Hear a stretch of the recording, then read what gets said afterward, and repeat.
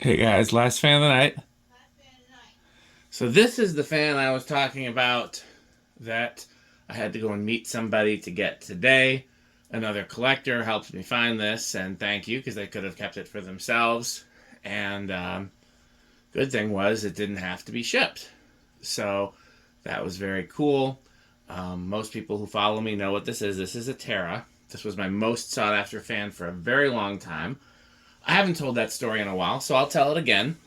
Um, when I was a kid, there was a lumber yard that my dad used to go to, and there was a fan that I didn't notice the first couple times we went there because I only looked at the fan display. The thought never occurred that there might be fans in other places throughout the store, since they weren't in the normal places like over the registers or like evenly spaced or whatever.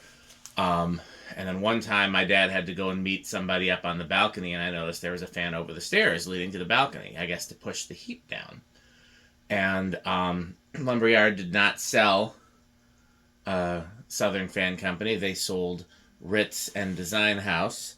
Um, so the theory is that they got a sample from either Calcutta or American Lantern, and they might have sold their lighting products. That's the only theory we can think of. But since it wasn't a fan that was sold around here, I had no idea what it was. I never saw one again. I'm pretty sure it didn't have the tag on the side, which means it was probably American Lantern, because those were not labeled. The Calcutta ones, I think, were labeled Calcutta.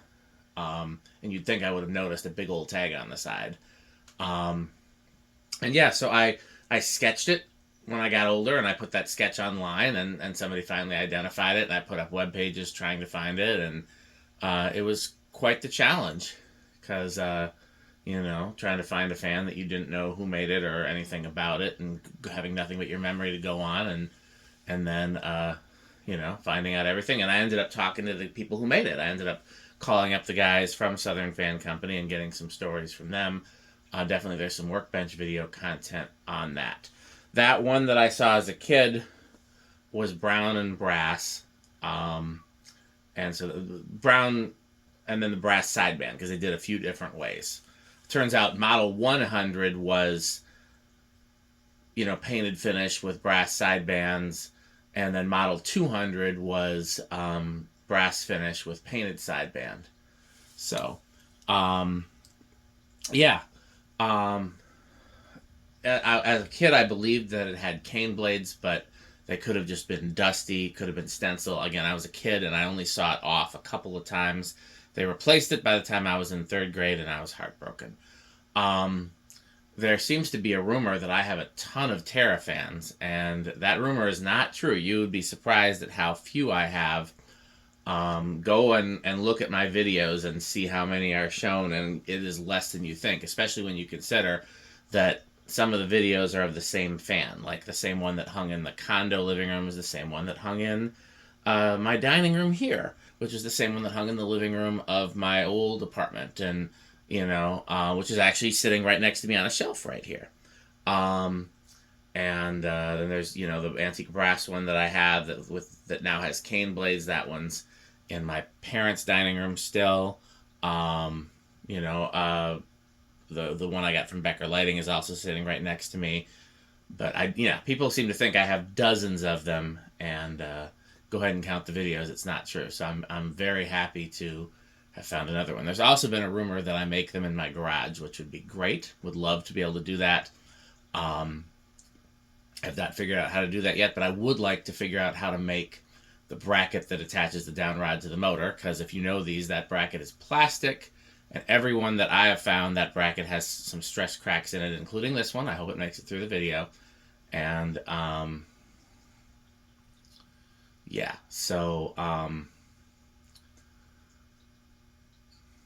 yeah, I'd like to be able to make those. I've got some. There's one that I had that had a completely busted bracket that I put a Fanimation bracket on, which worked but was very kludgy. And I've got some castings I want to play with and some other ideas I want to try. So, okay, for whatever reason, this one had the speed control removed, and so it doesn't have the speed control. So I've got it on the solid state right here. So we will inch it up. It should be silent on the solid state because it's a GE motor and has a rubber flywheel. That's actually why they made that bracket out of plastic. They were trying to isolate vibration, and so it was a way to make the fan quieter. Later ones had Emerson motors, but more commonly these had GE motors. I'm very curious to do an airflow test on this because they claim that these moved more air than the fan they were copying, which is a Zephyr, which is the fan I just tested right before it.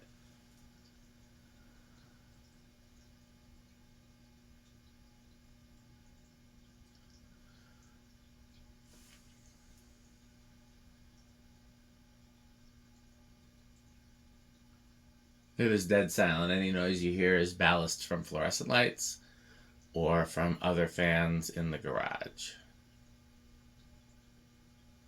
This one was mounted in kind of a kludgy fashion. That's why the canopy is so low away from the ceiling, and that's why there's tape on the down rod. I didn't see it mounted, so I don't know how, but I have the down rod and the way it was mounted, and it is definitely kludgy. I tried to unkludge it, but there was no way to do it without messing it up worse, so for the video, I just left it.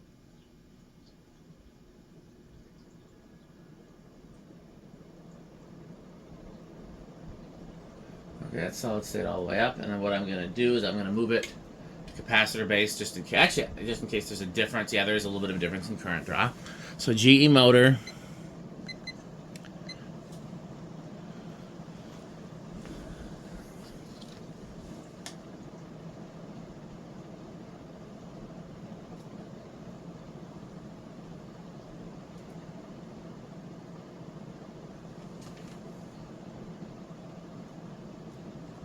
I think that I'm getting 217, which honestly that might be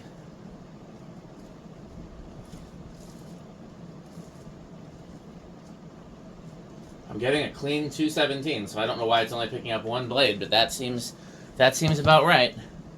So here's the test that I'm really curious about.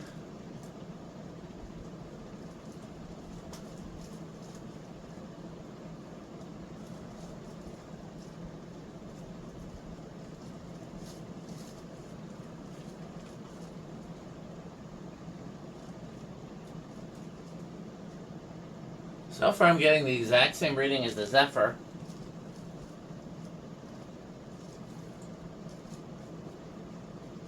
I'm at that place where I gotta stand kind of weird to avoid hitting the blade, so I'm not doing as good a job as I would if it wasn't hanging quite so low.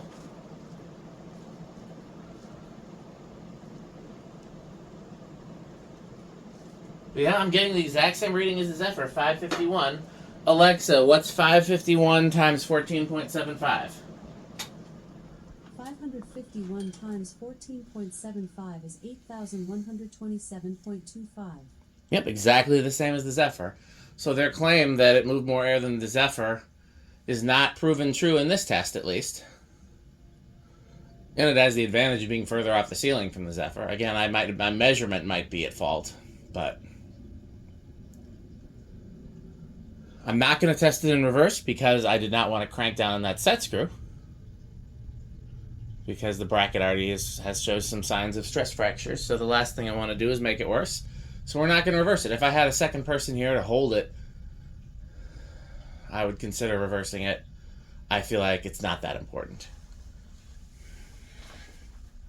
Could bug my wife to come in here. I don't think it's that important. So this one, the bearings seem a little stiff. I benched it, and they seem stiff but not noisy, so I didn't bother putting anything in them.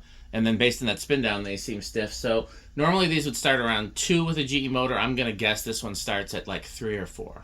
So that's 1, 2, 3, 4. Definitely stiff. I wonder how much it got used. My understanding is that it was in a dining room and it got replaced with a chandelier, and I just wonder what kind of dining room would have a fan without a light on it. That's like the one place you want a light that is, kind of a ceiling piece.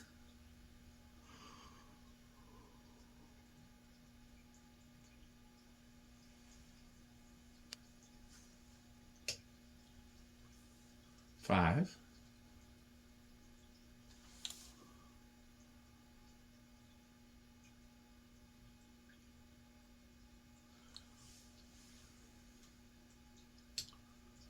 6.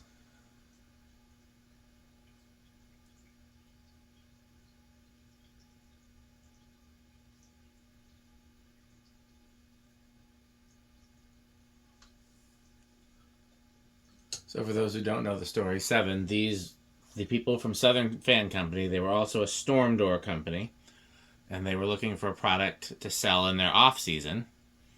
And one of them bought a Zephyr from Casablanca and said, let's make these, and how can we make it different? And so they changed the canopy, they changed the vents, they changed the blade arms, and they changed the switch housing. And it's otherwise just a Zephyr. And they got GE motors because they were cheaper. Everybody in the fan industry thought the GE motors were like the cheap option. I like them better than the Emerson motors in most cases. They do run hotter, though, but you don't see a lot of bearing problems. 9. I forgot to listen at 8. Sometimes if you listen carefully at 8, you hear sounds. 10. I had one of these in my bedroom when I lived in Virginia, and I had it on a 5, 10, 15 control, and it was the perfect control. It was a Fastco control. 12. Well, no, that's just 2. Let's do 12.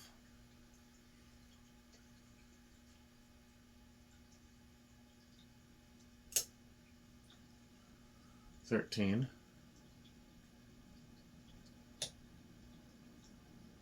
14. 15. 16. 17. 18.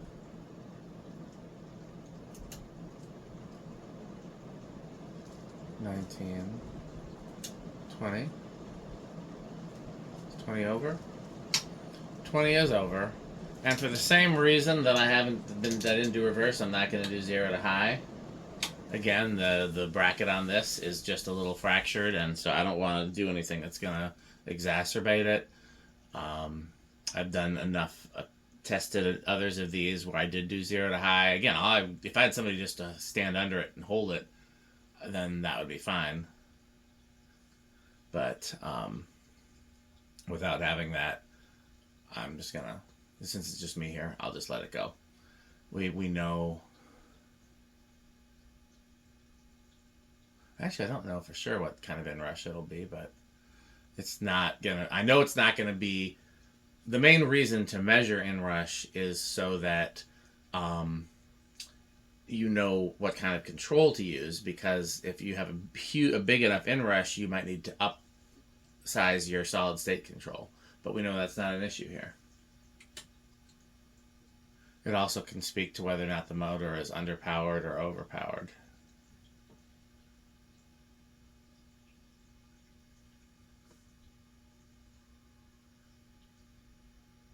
A big inrush can mean that the motor is overpowered.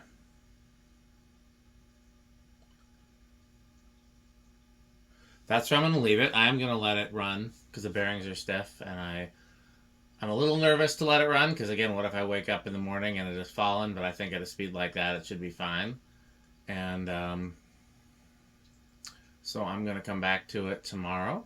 Hopefully I'll have that other fan I was talking about tomorrow.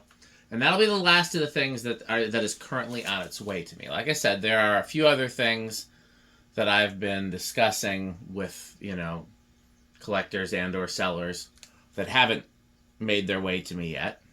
But of the stuff that's already shipped or already been picked up, the one tomorrow is the last of it. And then, like I said, there's somewhere between 2 and 6 things that might show up next week. There's one of a fan that I like that's nothing too special, but it's a fan that I like. It makes its way into the top category, I think, or at least near the top of the middle category, that I had the opportunity to get when new in box for pretty cheap. There's a fan that I tested recently in the last few rounds of tests that I had the opportunity to get one in a different finish that I don't have. There's one that I've tested recently that I had the opportunity to get a duplicate of, but it's like really high tier.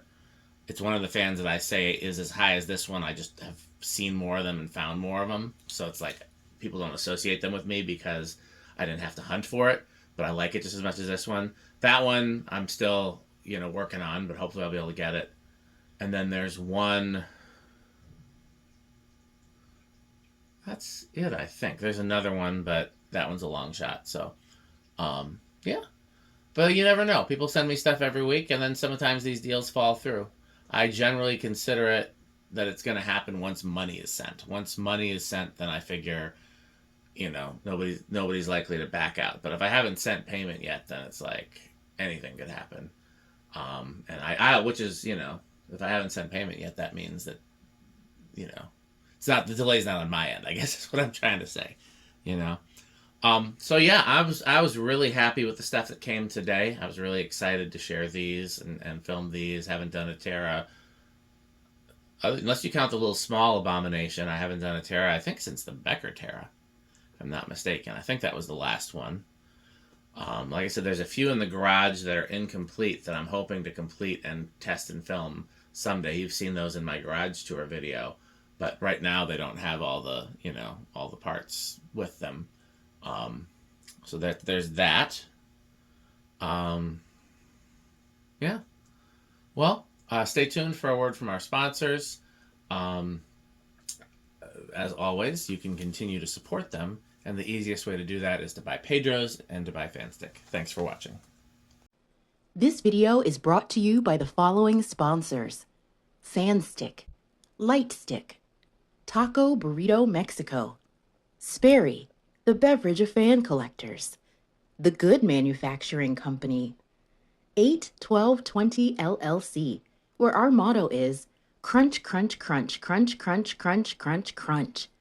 rickorsheep.com, a fun game you can play with your friends. For more information, go to rickorsheep.com. Power Vacuum, the vacuum with more vacuums.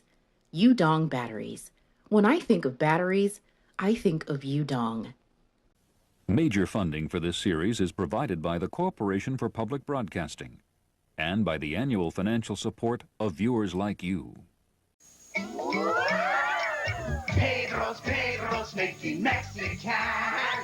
Pedro's making Mexican.